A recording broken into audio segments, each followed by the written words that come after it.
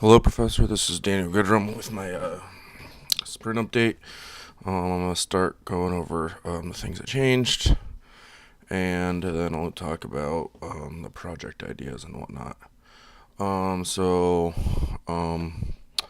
first thing that I had an issue with for my final submission for the last course was my uh, scene management. Doing a new scene, I had an if statement in there and everything. So I got around that by getting rid of this if statement here. And then I just made an execute scene command. What I did is when my scene manager starts, it creates two commands. I made a void command, which all the execute does is return. And then I did a change scene command, basically does all this code that I got rid of. And so then when it goes to the scene execute command, it just takes whatever the next command is, executes it, and then sets it back to the default void command.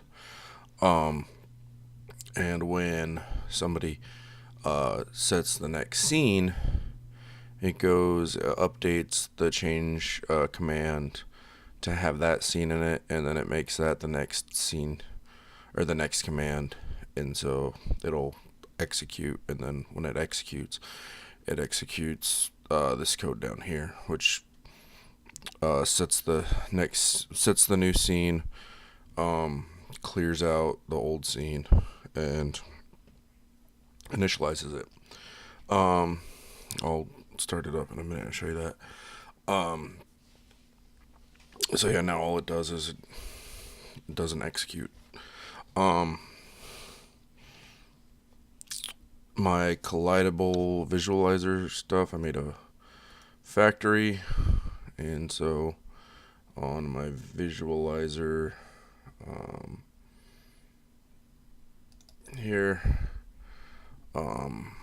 instead of making a new one right here like I was every time, I take the collision volume sphere in, I get the matrix needed with it, and then I pass that into the visualizer command factory, and that's just a standard factory, so it either has some in the recycle bin or that's the deletion.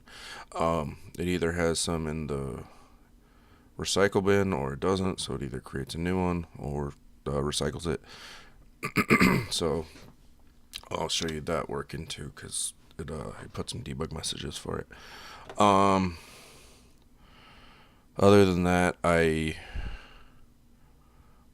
really didn't work on the game demo too much. I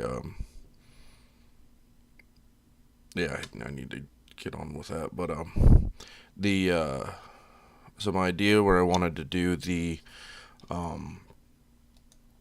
system where it did like an advanced debugging system. I couldn't figure out a way to enhance that really any, so I think I'm gonna mess around with it, but that's just gonna be on my own. I think I'm gonna do a like a HUD mini map system, so that can be like my primary focus, and then I can work on outputting stuff to XML files, or because I was thinking of trying to do with what's his name? My other class, not working professor. I can't remember his name. What he was saying about like recording all input and everything, and so you could reuse it, and replay to recreate bugs and stuff. So I was thinking of maybe doing that, also trying to output to XML and then reading it back that way. But I don't know if that would be a good path. So I figured I would just stick to the what's known. Yeah, so let me start this up real quick and show you that um, the things I changed work.